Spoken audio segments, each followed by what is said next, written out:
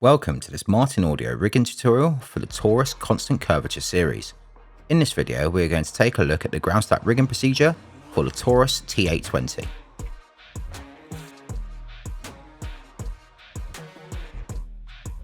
T820 can be supplemented by Martin Audio SX subwoofers and is designed to integrate mechanically with the SX-CF115 cardioid subwoofer in flown and ground stack configurations.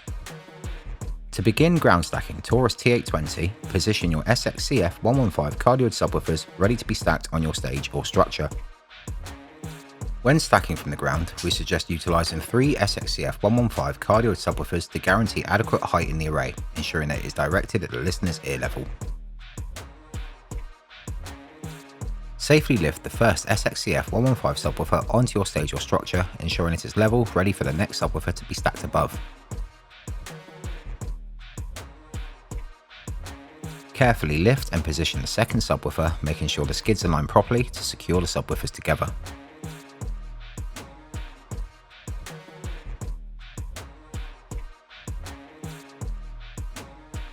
SX-CF115 subwoofers have 4 rigging points, 2 at the front with the rear points located 2/3 of the way down the cabinet. To connect, remove the flying pins from their stow positions on the bottom SX-CF115. Rotate the front link to line up with the front pinhole position into the cabinet above, placing the rigging pin into position to secure. To connect the rear positions, remove the rigging pin from their stow position, raise the rear link arm up to the cabinet above, fixing the rigging pin into position on the subwoofer above to secure. Ensure all 4 rigging pins are connected correctly in position before continuing.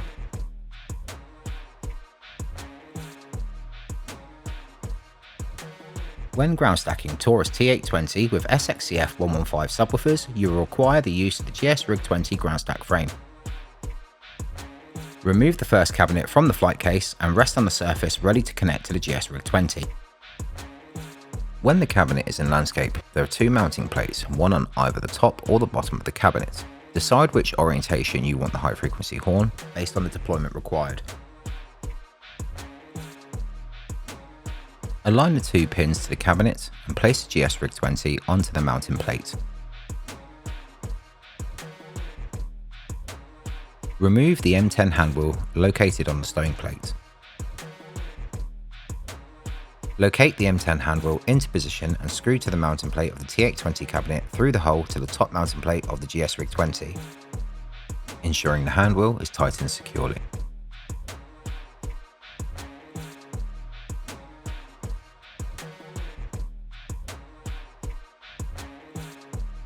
Place the array assembly onto the top of the SX-CF115 stack, moving the assembly into position above the M20 pole mount hole on the subwoofer.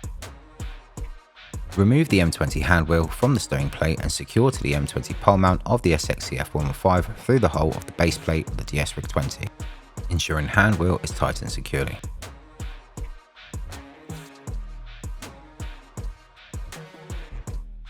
Place the next cabinet in the array into the skids on top of the cabinet below. Remove rigging pin and rotate link into position on both sides of the cabinet, replacing the rigging pin to secure. Please ensure cabinet is secured on both sides.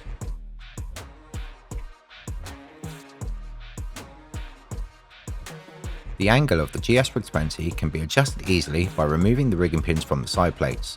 Lift the rear of the array, replacing the pins at the desired angle to lock in place.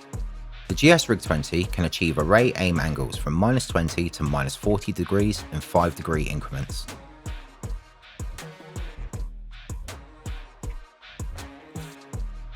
T820 features 2 NL4 connections with a passive configuration using pins +or-1 or +-2.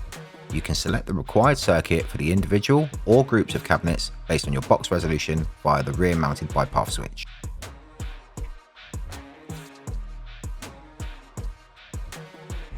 When ground stacking TORUS T820, a maximum of 3 cabinets can be arrayed using the GS-Rig20. Any Martin Audio subwoofer that has an M20 pole mount can be used with this accessory.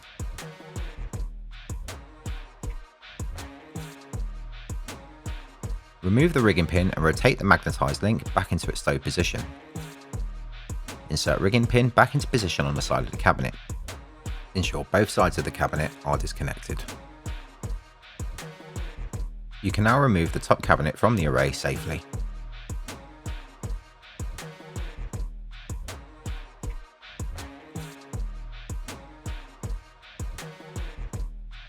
Unscrew and remove the M10 handwheel from the mounting plate of the T820 cabinet.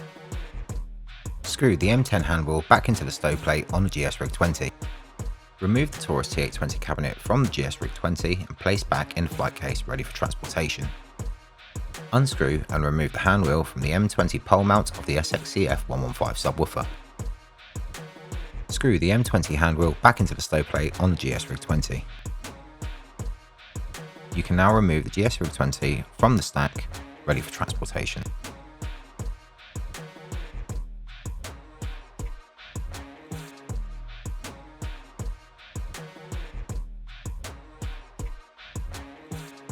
Disconnect both rigging pins from the front positions between the SXCF115 subwoofers, rotating the link arms down, placing the rigging pins back into their stove positions in front of the link. Disconnect both rigging pins from the rear connection between the SXCF115 subwoofers, placing the rigging pins back into their stove positions.